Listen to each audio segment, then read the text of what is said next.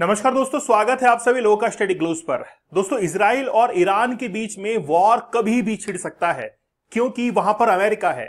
और मैं आज इस लेक्चर के अंदर इस बात का दावा करूंगा कि आगे आने वाले समय के अंदर आप भारत और पाकिस्तान के बीच में भी युद्ध जरूर देखेंगे।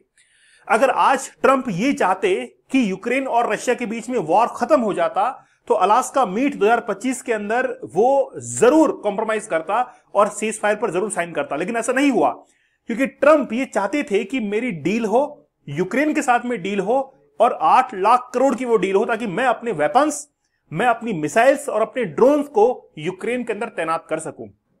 और इसीलिए मैं आप लोगों से हमेशा ये कह रहा हूं कि पाकिस्तान की इसीलिए आज अमेरिका हेल्प कर रहा है, उसको इक्विपमेंट्स दे रहा है, वहां पर यूरेनियम जो साइट्स हैं या वहां के न्यूक्लियर जो साइट्स हैं उनको एनरिच कर रहा है, साथ ही के अंदर वहां पर ऑयल रिजर्व्स को भी वो बढ़ा रहा है। क्यों? क्योंकि अमेरिका ऐसा चाहता है। तो अमेरिका चाहता है इसलिए सब कुछ हो रहा है। अमेरिका चाहता है इसलिए रशिया और यूक्रेन का वॉर नहीं रुक रहा है। रशिया यानी कि यूएसए चाहता है, तभी तो आज इजराइल और हमास के बीच में कोई सीज फायर नहीं हो रहा है। और यूएसए चाहता है, तभी तो वापस से ईरान और इजराइल के बीच में अब युद्ध आपको देखने को मिलने वाला है। ऐसा क्यों? क्योंकि इजराइल के अंदर अब हथियारों की खपत जो है वो अमेरिका के द्वारा की जाएगी और फिर वापस से युद्ध छेड़ा जाएगा। सबसे पहले मैं आप लोगों को दोनों जो पिक्चर्स हैं वो क्लियर कर देता हूं कि आखिरकार ईरान जो है वो क्या सोच रहा है और इजराइल जो है उसमें क्या चल रहा है। ईरान जो है, आयतुल्ला खमेनी पहले ही डिक्लेयर कर दिया था कि हमारी तरफ से कोई भी वॉर एंड नहीं हुआ है। हमारी तरफ से कोई भी वॉर एंड नहीं हुआ है, हम अभी भी युद्ध के अंदर हैं। जैसे भारत के अंदर ऑपरेशन सिंदूर अभी भी जारी है, अभी भी हम लोग पाकिस्तान के साथ में युद्ध में हैं। अगर आप लोग ये सोचते हैं कि ऑपरेशन सिंदूर खत्म हो चुका है तो ये आपकी गलतफहमी है। भारत अभी भी ऑपरेशन सिंदूर के साथ में चल रहा है। वैसे ही खमेनी ने कहा है कि भले ही अभी शांति का समय चल रहा हो, लेकिन हमने कोई सीज फायर पर साइन नहीं किए हैं। हम लोग अभी भी इजराइल के साथ में युद्ध में हैं। इसीलिए जो खमेनी के जो बहुत नजदीकी है, उन्होंने इंफॉर्मेशन ये दी है कि हम लोग युद्ध की तैयारियां कर रहे हैं, कभी भी इजराइल के साथ में युद्ध हो सकता है। तो ये तो है ईरान की बात। ईरान के अंदर रिवोल्यूशनरी गार्ड है जो कि आउट ऑफ ईरान इजराइल जैसे देशों के ऊपर अटैक करने के लिए तैनात रहता है। जैसे हिजबुल्ला है, हिजबुल्ला साथ ही के अंदर आप देखिए कि हौती विद्रोही हैं यमन के अंदर, इसके साथ में हमास जो कि अभी गाजा के अंदर है। ये सब जो है वो एक्सेस ऑफ रेजिस्टेंस का काम करते हैं, रिटालिएट करते हैं इजराइल के ऊपर, टारगेट इजराइल को बनाया हुआ है। तो बड़ा विस्तार से बात करेंगे कि आखिरकार चल क्या रहा है। ईरान और इजराइल दोनों का पक्ष मैं आप लोगों के सामने रखूंगा, लेकिन आप अपने जीवन के अंदर उतने सफल नहीं है जितने होने चाहिए। आप में योग्यता है लेकिन आप नहीं हो पा रहे हैं, तो कहीं ना कहीं फोकस और कंसंट्रेशन की कमी है। आप लोग डेली 9 PM पर हमारी लाइव क्लास के साथ में जुड़िए। 30 टेक्निक्स में आप लोगों को बताऊंगा, 30 रियल लाइफ स्टोरीज और 30 चैलेंजेस। खुद से चैलेंज लीजिए। टुडेज चैलेंज टुमारोज अचीवमेंट, आज का चैलेंज कल का चेंज, ये आपके लिए रहेगा। आप लोग जरूर इस डीप वर्क के कोर्स के साथ में जुड़िए। अगर आप में पावर है, इफ यू हैव पावर कि आप अपने आप को बदलना चाहते हैं, तो फिर 75 डेज का हार्ड चैलेंज, 75 दिनों तक आप इस चीज से दूर रहिए। मैं आपसे वादा करता हूं कि जिंदगी के अंदर जो चाहिए वो मिलेगा, लेकिन ये चैलेंज आपको एक्सेप्ट करना ही करना पड़ेगा। आप लोग टेलीग्राम दीपक इंदौर ऑफिशियल पर मुझे ज्वाइन कर सकते हैं। चलिए, सबसे पहली बात, a senior Iranian official warned Monday को यह कहा कि war with Israel could erupt at any moment, कभी भी जो है इजराइल के साथ हम लोग युद्ध में आ सकते हैं। इजराइल खुद भी यही चाहता है कि वो ईरान के साथ में युद्ध में आए। क्यों?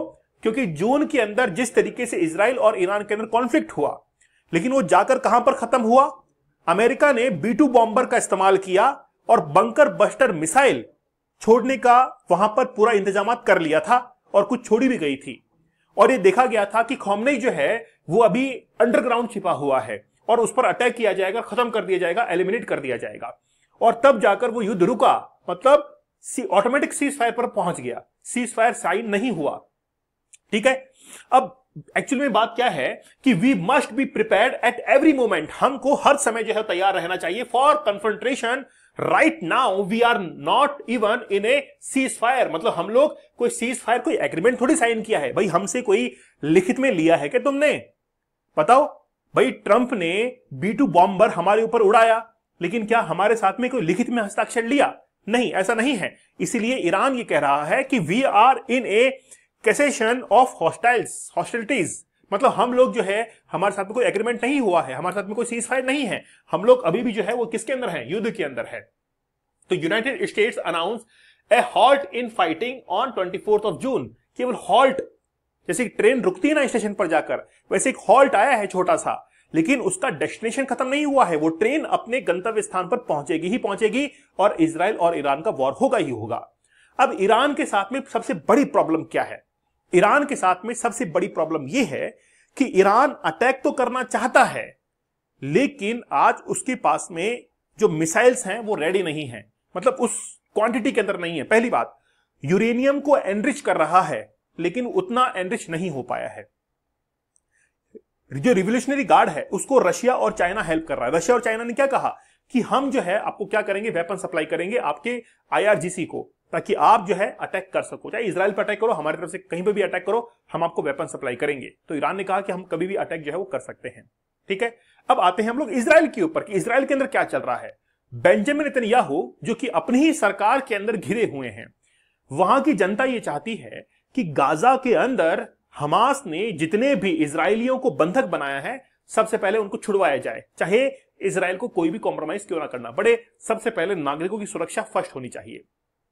आज इजराइल के अंदर सड़कों पर क्या हो रहा है, धरना प्रदर्शन हो रहे हैं। क्यों प्रोटेस्ट क्यों हो रहे हैं?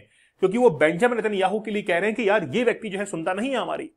हम कह रहे हैं कि भाई हमारे परिवार के लोगों को वहां से बाहर निकाल कर लेके आओ, लेकिन ये जो है वो केवल और केवल हमास के साथ में युद्ध करने को लगा हुआ है। और जब तक ये युद्ध चलता रहेगा तब तक इजराइल के अंदर इलेक्शंस भी नहीं होंगे और इसका टेन्योर धीरे धीरे बढ़ता चला जाएगा। अब सोचकर देखिए कि एक तरफ तो बंधक है गाजा के अंदर इजरायली, और दूसरी तरफ उसको ईरान के साथ में वॉर करना है। अब इसमें एक थर्ड पार्टनर की एंट्री होती है और वो है टर्की। टर्की जो है वो सीरिया के अंदर काफी एक्टिव है। टर्की सीरिया के अंदर एक्टिव है। टर्की ये चाहता है कि सीरिया के कुछ ऐसे एरियाज हैं जिनके ऊपर टर्की कब्जा करना चाहता है और ऑलरेडी कई बार अनाउंस भी किया है। तो तैयब अर्दोगान जो कि टर्की के राष्ट्रपति हैं, उन्होंने कहा है कि सीरिया के कुछ ऐसी जगह हैं जिसको हम लोग क्लेम करते हैं और हम लोग उन पे कब्जा करेंगे। तो टर्की जो है वो भी आगे बढ़ रहा है सीरिया के अंदर। अब इजराइल जो है वो ग्रेटर इजराइल बनाना चाहता है फिलिस्तीन को मिलाते हुए, ग्रेटर इजराइल। अब ईरान तो फिलिस्तीन के पक्ष में है और इजराइल ये कह रहा है कि हम तो फिलिस्तीन को ही खत्म कर देंगे। तो आप जो है कॉन्फ्लिक्ट को देखिए। अब बेसिकली कॉन्फ्लिक्ट इजराइल और ईरान के बीच में था ही नहीं। ईरान के ऊपर 2016 के अंदर सैंक्शंस लगाए गए थे कि भाई तुम लोग जो है ना वो न्यूक्लियर बॉम्ब मत बनाओ, यूरेनियम को 99% तक एनरिच मत कीजिए। एनरिच करना जानते हैं आप लोग, मतलब जैसे आप चलनी से छानते हैं तो छान छान के यूरेनियम को बड़े अच्छे से इकट्ठा कर लेना और फिर एज ए फ्यूल उसको यूज करना। ठीक है, तो जब सैंक्शंस लगाए गए थे, लेकिन उसके बाद में भी ईरान ने क्या किए, अपने न्यूक्लियर फैसिलिटीज को अच्छे से बूस्ट किया था। उसके बाद में 2017 में सैंक्शंस लगा दिए गए थे ईरान के ऊपर, कोई भी तेल का व्यापार इसके साथ में नहीं करेगा। और तब से ये सैंक्शन जो है चलता हुआ आ रहा था, लेकिन ईरान ने इसको मानने से इनकार कर दिया था। अब इजराइल जो है केवल इसी बात को लेकर अड़ा हुआ है कि यूएसए ने जो सैंक्शंस तुम्हारे ऊपर लगाया था, तो वो सैंक्शंस क्यों नहीं मान रहे हो, साथ में न्यूक्लियर जो फैसिलिटीज है उसको एनरिच क्यों कर रहे हो। अब ये आप फोटोग्राफ्स देख रहे हैं, ये इजराइल की है। वहां पर जितनी भी बिल्डिंग है वो तबाह हुई है। ईरान ने जबरदस्त अटैक किया था, इजराइल ने भी जो है ईरान के ऊपर अटैक किया था। लेकिन बात यह है ना कि अब वापस से अटैक होने जा रहा है।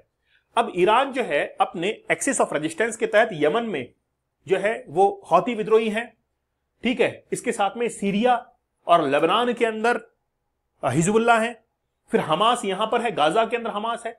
ये सब मिलकर जो है किस पर अटैक करते हैं, इजराइल के ऊपर। सपोर्ट कौन करता है, ईरान करता है। ईरान के अंदर आईआरजीसी रिवोल्यूशनरी गार्ड है और रिवोल्यूशनरी गार्ड को चाइना और रशिया भी वेपन सप्लाई करते हैं। उसी के तहत यहां पर जो है अटैक किया जाता है। तो इजराइल कहता है भाई हम तो बदला देंगे इस चीज का। अब जब इजराइल ने जो फोर्डो है, ये न्यूक्लियर फैसिलिटीज है जो कि बेसमेंट के अंदर है या नीचे है, काफी लगभग आप लोग मान सकते हैं कि 600 मीटर नीचे भी है, 60 मीटर नीचे है। तो वो जो है वो इजराइल की बस की बात नहीं है। इजराइल कहता है भाई हम तो अगर कोई मिसाइल छोड़ेंगे तो वो 20 मीटर तक नीचे जाएगी, हम जो है उन न्यूक्लियर फैसिलिटीज को तबाह नहीं कर सकते, इसलिए यूएसए की हमको हेल्प पड़ेगी। और यूएसए के पास में बंकर बस्टर मिसाइल है और वही आकर B2 बॉम्बर की मदद से क्या कर सकता है, ऐसी न्यूक्लियर फैसिलिटीज को तबाह कर सकता है। आप देखिए अभी जो पुतिन है वो जब अलास्का के अंदर गए तो वहां पर B2 बॉम्बर ऊपर से लेके जा रहे थे। वो क्या दिखाना चाहते हैं कि आपके पास में B2 बॉम्बर है, बोलो अगर कोई राष्ट्र अध्यक्ष आता है तो तुम उसके ऊपर से फाइटर जेट उड़ाओगे, है ना, तुम स्वागत कर रहे हो, डरा रहे हो उसको। तो पुतिन ने देखा कि यार मेरी बात यहां पर बनने वाली नहीं है, मुझे यहां से निकलना पड़ेगा, और केवल 2.5 घंटे की बात की और पुतिन वहां से निकल लिए। यहां तक कि आपको न्यूज मिल चुकी होगी कि पुतिन ने अपने जो ह्यूमन वेस्ट हैं उनको भी एक डिब्बे में कलेक्ट करके वो रशिया लेकर गए थे, ताकि कोई भी अगर बीमारी हो तो वो पता ना चले। तो पुतिन बड़ा सतर्क थे। पुतिन ने साफ तौर पर कहा कि जो डोबांस्क क्षेत्र है वो हमको मिलना चाहिए, अन्यथा इसके अलावा कोई हमारे पास सॉल्यूशन नहीं है। जेलेंस्की देने को तैयार नहीं है, और फिर अमेरिका ने कहा कि हम जो है हेल्प करेंगे यूक्रेन की, और $100 बिलियन $300 बिलियन खर्च करेंगे, है ना, किसके ऊपर, जेलेंस्की के ऊपर, मतलब वहां पर वेपन्स जो है सप्लाई करेंगे। तो अमेरिका युद्ध चाहता है, तो जहां अमेरिका वहां पर युद्ध। अगर आप लोग भी इस बात का समर्थन करते हैं, मुझे आप लोग कमेंट सेक्शन में जरूर बताइएगा। तो ट्रंप जो है वो बेसिकली इनको भिड़ाना चाहते हैं, और ये भिड़ेंगे। बंकर बस्टर जो बॉम्ब है GLU-50, GLU-57, है ना, वो सारा जो है यूएसए इस्तेमाल करता है ताकि जितनी भी न्यूक्लियर फैसिलिटीज है ईरान की उनको तबाह किया जा सके। ओके, तो आप लोग हमारे डीप वर्क इस कोर्स के साथ में जुड़िए। द पावर ऑफ फोकस बड़ा जबरदस्त है। आखिरकार सक्सेस होने के पीछे भी फोकस की बहुत आवश्यकता होती है। साथ ही में आप लोग हमारे 75 डेज के हार्ड चैलेंज को जरूर एक्सेप्ट कीजिएगा। तो मिलते हैं आप लोगों से अगले सेशन में, तब तक धन्यवाद, थैंक यू, जय हिंद।